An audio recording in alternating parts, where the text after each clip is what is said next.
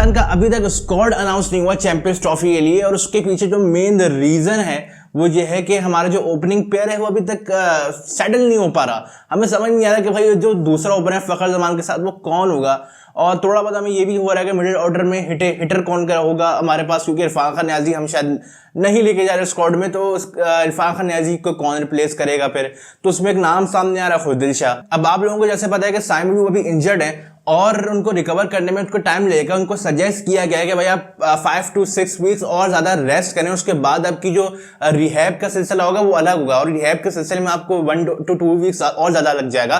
तो इस लिहाज से आपका भी लंबा अरसा है, और अगर आपने जल्दबाजी की तो आपका करियर दांव पे लग जाएगा। इस लिहाज से आपको चैंपियंस ट्रॉफी बिल्कुल भी नहीं खेलनी चाहिए। बेशक आप PSL फिर खेल लें, लेकिन चैंपियंस ट्रॉफी बिल्कुल भी नहीं खेलनी चाहिए। तो इस लिहाज से जो PCB है वो ये सोच रहा है कि भाई हमें साइम अयूब की रिप्लेसमेंट ढूंढनी है, और रिप्लेसमेंट कौन हो सकती है ये उनके दिमाग में चल रहा है।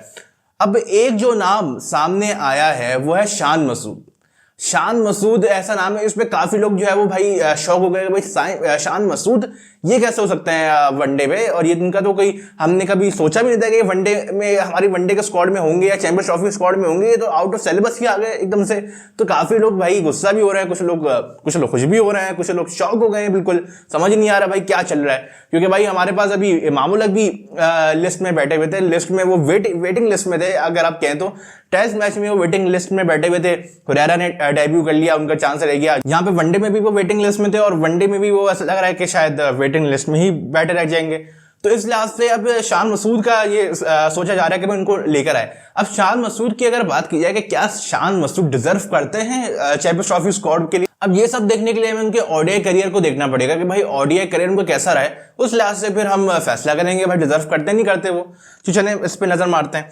देखिए शान मसूद ने अपने ODI करियर में सिर्फ और सिर्फ 9 मैचेस खेले हैं, उसमें इनके 163 रन हैं सिर्फ, और सिर्फ 18 रन की इनकी एवरेज है, और एक 50 इन्होंने मारी है, 2 इनके डक भी हैं। तो मतलब इस लिहाज से देखें तो ODI करियर इनका अच्छा नहीं रहा।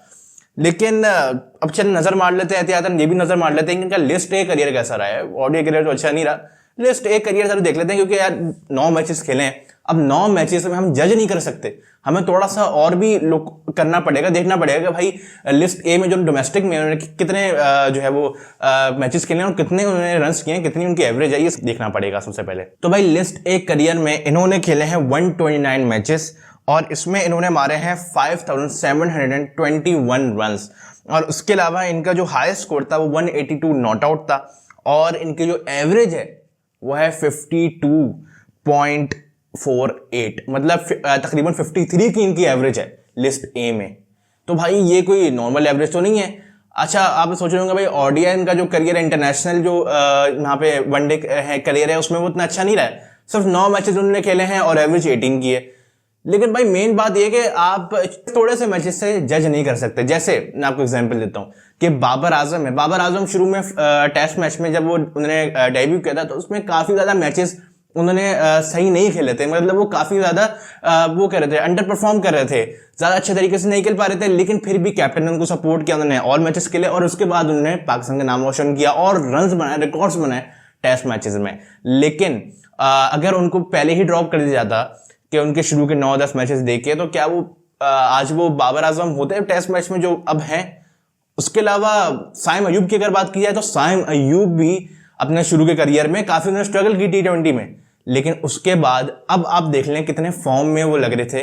आखिरी जो 3 सीरीज है उनमें टॉप स्कोरर रहे, आखिरी 3 सीरीज हमने जीती है वो सिर्फ और सिर्फ साइम अयूब की बदौलत, मतलब सिर्फ और सिर्फ तो नहीं, लेकिन हाँ उसमें मेन कैरेक्टर साइम अयूब का था। तो भाई शान मसूद को आप सिर्फ 9 मैचेस से जज नहीं कर सकते। हो भी सकता है कि उन्होंने 9 मैचेस जो खेले भी हों वो कंसेक्यूटिव ना खेले हों, वो उन्होंने हो सकता है कि कुछ सीरीज के गैप करके उन्होंने खेले, पहले उन्होंने एक मैच खेला उसके गैप करके कोई 1-2 साल का गैप करके उन्होंने दूसरा मैच खेला, तो ऐसा भी हो सकता है।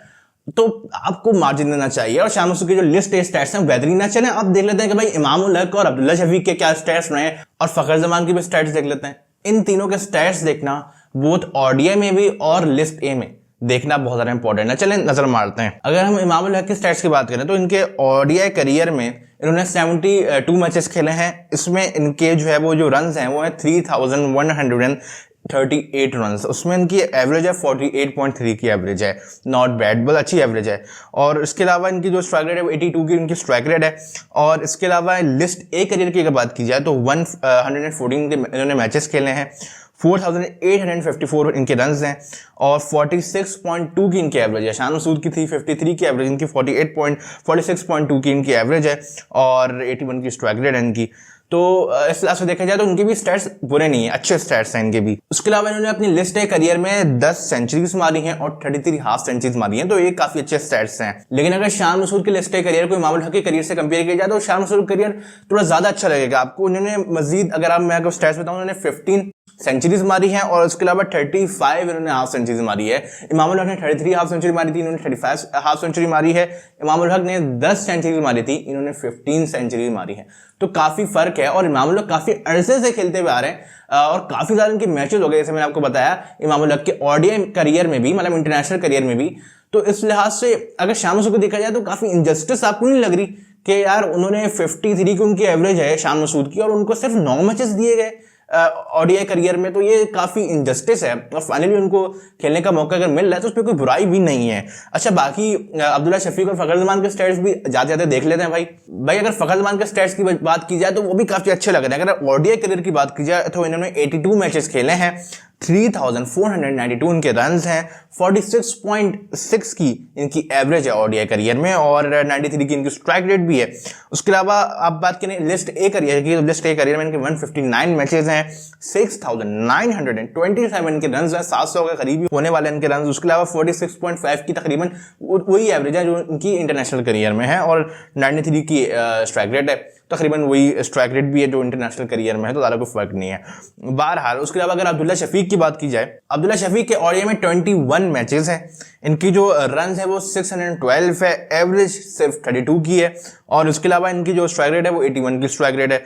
और अगर लिस्ट ए करियर की बात की अब्दुल्ला शफीक की तो इन्होंने 36 मैचेस खेले हैं, 1102 इनके रन हैं, 33.4 की इनकी एवरेज है और 83.4 की इनकी स्ट्राइक रेट है।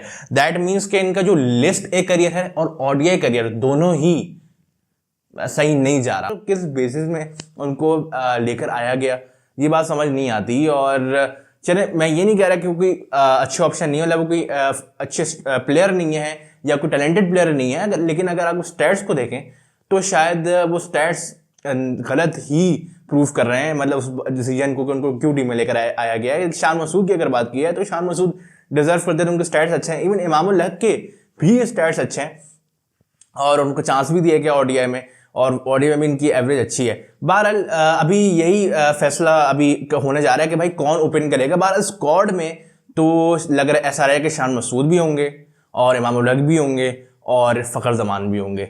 लग ऐसा रहा है कि 3 ओपनर जो ये हैं वो तो होंगे ही होंगे। उसके अलावा अब्दुल्ला शफीक होंगे या नहीं होंगे ये डिपेंड करता है, लेकिन इसका भी कंफर्म नहीं कर सकते। लेकिन कंफर्म जो अभी कह सकते हैं थोड़ा बहुत भी जिसका चांस लगता है वो लगता है कि शान मसूद, इमाम उल हक और फ़खर ज़मान, ये हमारे 3 जो है वो ओपनर्स होंगे स्क्वाड में चैंपियंस ट्रॉफी के लिए। आज के लिए इतना ही, मिलते हैं अगली वीडियो में। अपना बहुत ज़्यादा ख्याल रखिएगा। अल्लाह हाफ़िज़।